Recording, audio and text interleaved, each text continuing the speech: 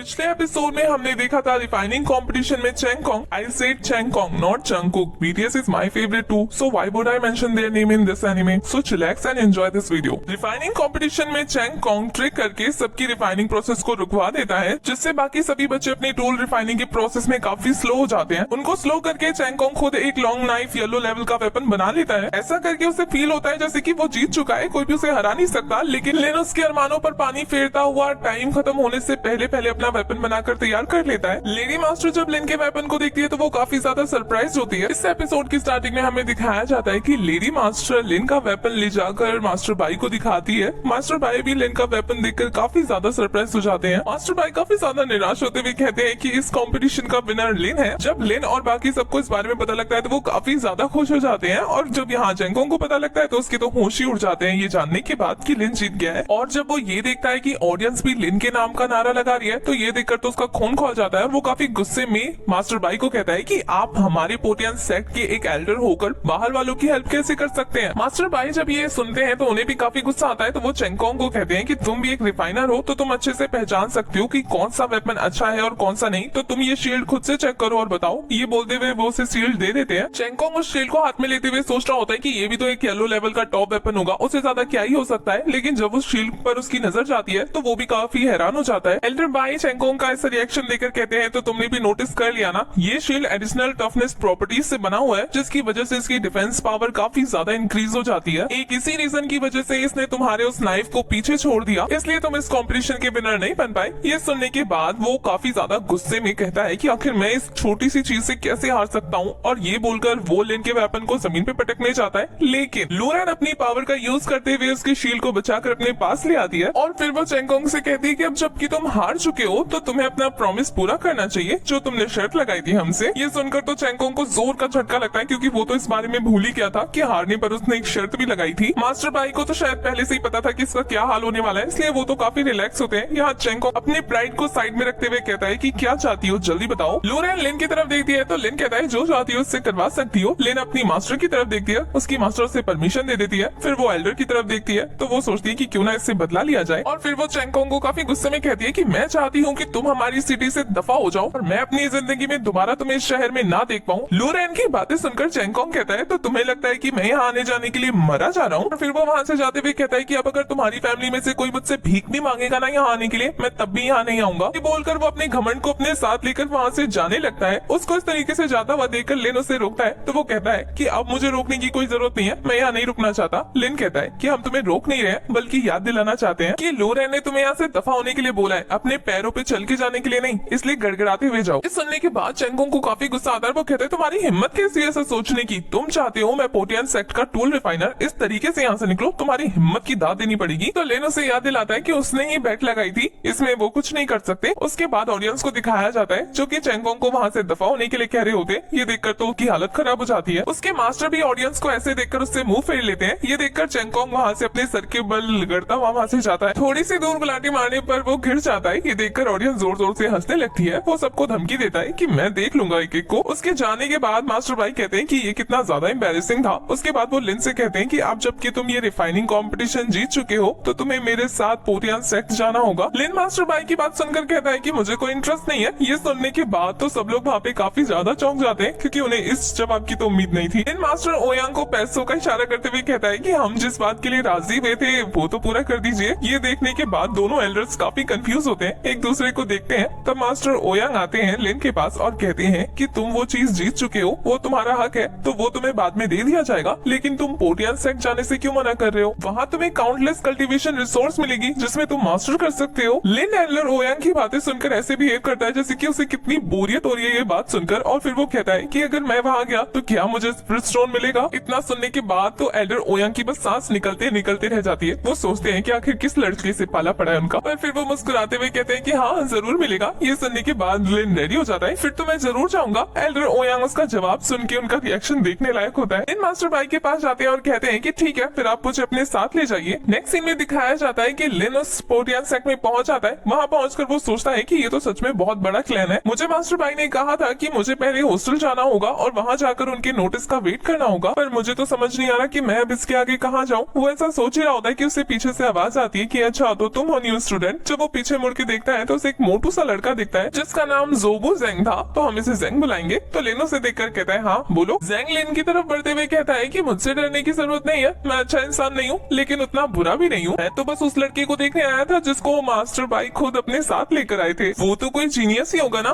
बस इसलिए अगर तुम्हें किसी के साथ की जरूरत पड़े तो मुझे जरूर बताना। लिन जब देखता है कि उसने उसके कंधे पे हाथ रखा है तो वो उसके हाथ को झटकते हुए कहता है कि नहीं मुझे जरूरत नहीं है। ये बोलकर वो वहाँ से जाने लगता है। जेंग लिन को जाता हुआ देखकर उसके पीछे दौड़कर जाता है और उसे रोकते हुए कहता है कि मेरी बात तो सुन लो, हमें एक दूसरे का ख्याल रखना चाहिए, एक दूसरे की हेल्प करनी चाहिए, जैसे कि डॉर्मेट्री चूज करने में या फिर उसके बाद भी, इससे हम दोनों का काम आसान हो जाएगा। लिन डॉर्मेट्री चूज करने वाली बात को सुनकर कंफ्यूज होता है, तो ये देखकर जेंग कहता है देखा तुम्हें इस बारे में कुछ पता नहीं था, मैंने कहा था ना। देखो मैं बताता हूँ कि इस स्क्वायर में रहने वाले जो भी पर्सन है वो पोटियन सेक्ट के हैं, जो भी बाहर के स्टूडेंट है उन्हें कहीं और रहना पड़ता है। जब तक वो लोग एंट्री टेस्ट क्लियर नहीं कर लेते, एंट्री टेस्ट क्लियर करने के बाद वो ऑफिशियली पोटियन सेक्ट के स्टूडेंट बन जाते हैं। उसके बाद उन्हें यहाँ रहने की परमिशन मिल जाती है, लेकिन तब तक के लिए उन्हें बाहर किसी डॉम में रहना पड़ता है। लिन फिर से जेंग के हाथों को दूर झटकता हुआ कहता है तो फिर उस होटल तक जाने के लिए क्या करना होगा और कैसे जाया जाएगा। ये सुनने के बाद जेंग कहता है कि मुझे अपने कनेक्शंस का यूज करना पड़ेगा, जब तक मैं तुम्हारे साथ हूँ तो फिर मुझे तुम्हारा ध्यान रखना होगा। ऐसे चिटनी चुपड़ी बातें करने लगता है, लेकिन लिन समझ जाता है कि ये चाहता है कि मैं उससे पैसे दूं, तो वो डायरेक्ट पूछ लेता है कि तुम्हें कितने स्पिरिट स्टोन चाहिए। ये सुनते ही जेंग काफी ज्यादा खुश होते हुए कहता है मुझे पता था कि तुम बहुत अच्छे इंसान हो, तो मेरे भाई जैसे हो, तो मैं तुमसे सिर्फ 5 स्पिरिट स्टोन लूंगा। मैं कोशिश करूंगा कि मैं तुम्हें एक कंफर्टेबल डॉर्मेट्री प्रोवाइड करवाऊं। लिन उसे स्पिरिट स्टोन निकाल कर दे देता है। जब उसे वो स्पिरिट स्टोन मिल जाते हैं वो खुश होता है, कहता है कि अब तो मुझे एक अच्छा बॉस मिल गया है, और फिर वो लिन को अपने साथ ले जाने लगता है। नेक्स्ट सीन में जेंग लिन को लेकर एक डॉम के बाहर पहुंचता है। वहाँ एक गार्ड को देखकर वो कहता है कि मैं अपने दोस्त के साथ आया हूँ। वो गार्ड जेंग को देखकर कहता है कि तुम यहाँ फिर से क्या करने आए हो। जेंग कहता है कि शायद आपको कोई गलतफहमी हुई है, मेरा नाम जेंग है। ये सुनकर वो इंसान कहता है कि लेकिन तुम हो तो पहले जैसे ही ना। ये सुनने के बाद जेंग को बुरा लगता है और वो अपने पास से एक स्पिरिट स्टोन निकालता हुआ उन्हें देते हुए कहता है नहीं ये पहले जैसा नहीं है। ऐसा लगता है कि जेंग भाई साहब इस हाउस में पहले ही आ चुके हैं, लेकिन स्पिरिट स्टोन ना होने पर उन्हें निकाल दिया गया था। स्पिरिट स्टोन मिलने के बाद वो गार्ड उन्हें एक एंट्री टोकन देता है और फिर वो उन्हें अंदर जाने का इशारा करते हुए कहते हैं कि अंदर खाली रूम में से वो अपने लिए कोई भी एक सूटेबल रूम चूज कर सकते हैं। लिन और जेंग अंदर चले जाते हैं और इसी के साथ हमारा ये वाला एपिसोड हो जाता है खत्म।